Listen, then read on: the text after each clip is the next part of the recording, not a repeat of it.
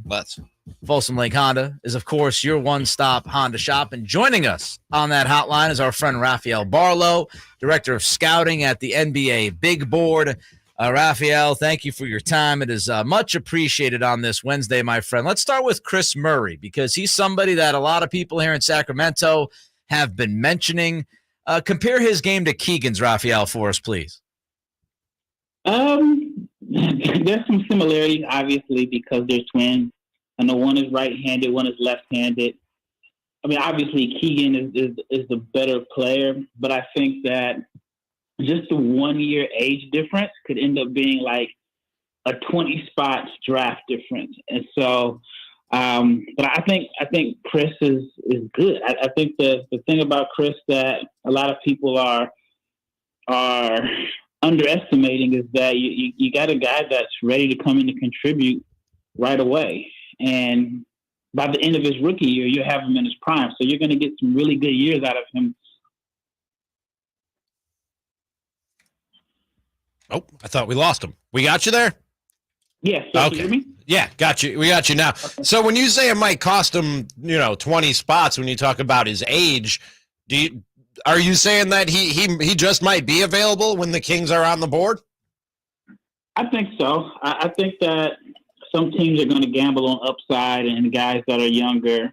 But I think that for Kris, I mean, the best situation for him is to go to a team that is looking for someone that can come in and contribute right away. So I think it's a strong possibility that he'll be available for Sacramento. Rafael Barlowe is with us here on Cattles Ramie, Sactown Sports on a Wednesday.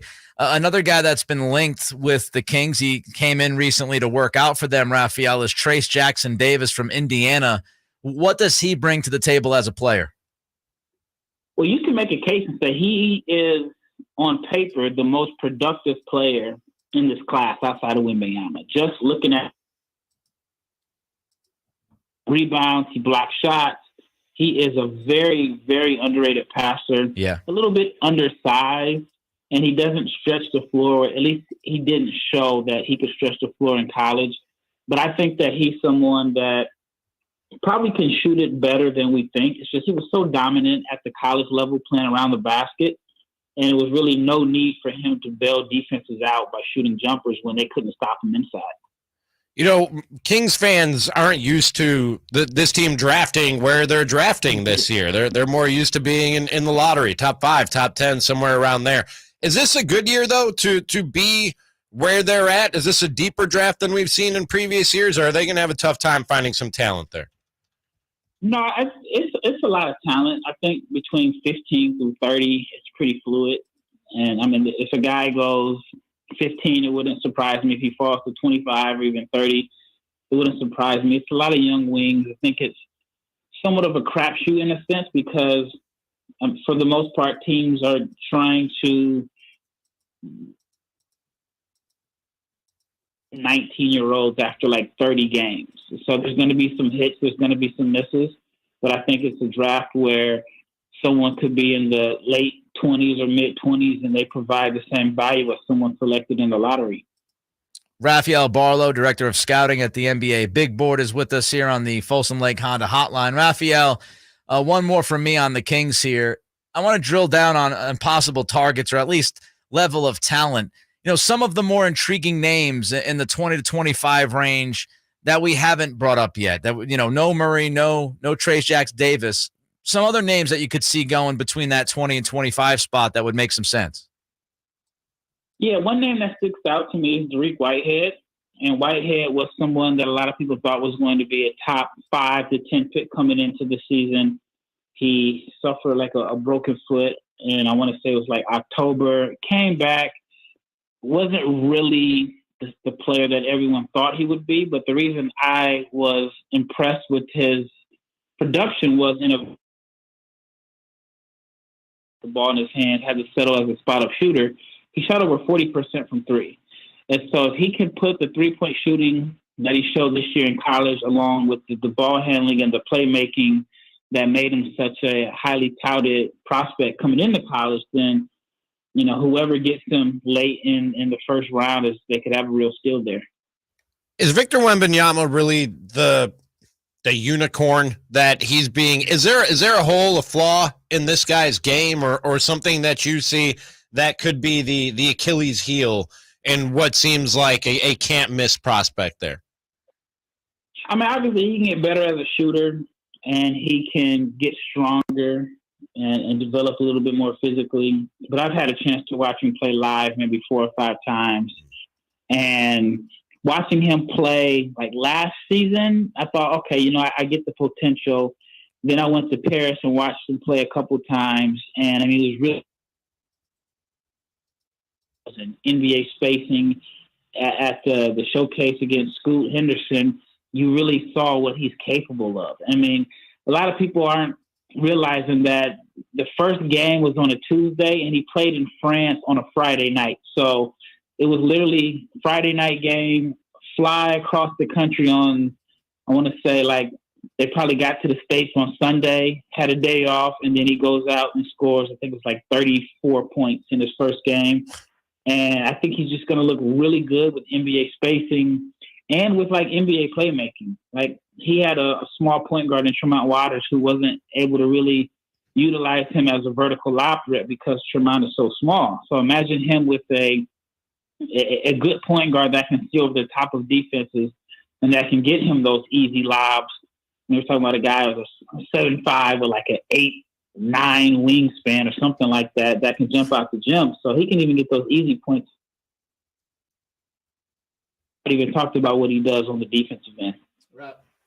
Rafael Barlowe, director of scouting at NBA Big Board with us. Rafael, there are reports out there that Charlotte is leaning toward Brandon Miller instead of Scoot Henderson at number 2. Do you think that'd be a mistake? No. I talked about it back in January that I think Brandon Miller could go number 2. And I just got roasted for it all over social media for even thinking about it. But no, I think it's a real possibility. I know Scoot was kind of like the guy that was crowned the 1A after the Wembanyama showcase, but Brandon Miller had a really good year. I mean, he didn't finish strong, but neither did Scoot. I think the biggest difference is that Brandon Miller's bad finish, for lack of a better term, was on display on TV, while Scoot's wasn't. And so I think the difference also is Miller offers a little bit more. He can handle the ball, shot 40% from 3 the majority of the season on like 7 attempts per game. And so I think a team like Charlotte that already has their point guard of the future or point guard of the present may feel like Miller provides outside shooting. He's bigger and he can defend multiple positions. So I can see why they would go in that direction. That begs the question then, how does Scoot fit with Dame should he end up in Portland with that 3 pick? Honestly, man, Scoot was the biggest loser with the way the lottery results turned out. I mean, the ideal situation for him would have been, San Antonio or maybe Houston. But other than that, all the other teams really have a situation where he wasn't going to be the clear-cut primary ball handler from day one. So the fit in Portland, I think Portland ends up probably trading the pick. Either Dame stays and they trade the pick to get, and then they'll give Scoot the keys. So I think draft night is going to be wild. It's going to be like a flurry of big trades. Oh, I hope you're right. It's always fun with big trades on draft night. Rafael, thanks for the time, man. We appreciate it. Great stuff. Let's do it again soon. All right, anytime. Let me know. There goes Rafael Barlowe, director of scouting at the NBA Big Board. So he would not be too surprised if Brandon Miller's the pick. And I think, the more we talk about the draft and the more we get into the idea of Charlotte having that second pick, it becomes, less and less of a surprise if Scoot doesn't go 2, because again, the general kind of feel out there and the rumblings are that Scoot is not going to go in the top 2, that he's going to fall to 3 or maybe even further. And like Rafael said on the Folsom Lake Honda hotline just a moment ago, it gets really interesting, what Portland decides to do, because you're sitting there at 3 and you should land a game changer. And I was reading today that, Shaedon Sharpe is untouchable. Portland does not want to trade Shaedon Sharpe. They have absolutely zero plan of doing that. I can see why. So, you look at it, you go, okay, do we bring in another young guy and do we use that third pick and do we trade Dame Lillard and get more picks and try to rebuild this thing, younger and kind of for the future? It's because you also now have to look at the CBA, the new CBA. Dame's going to be making $60+ million in a couple of years, man. You're going to be in some trouble as far as decision making goes, just based off of that Dame contract. So it's all very, very interesting. A lot of moving pieces. What could happen with Portland coming up in the draft? I like it.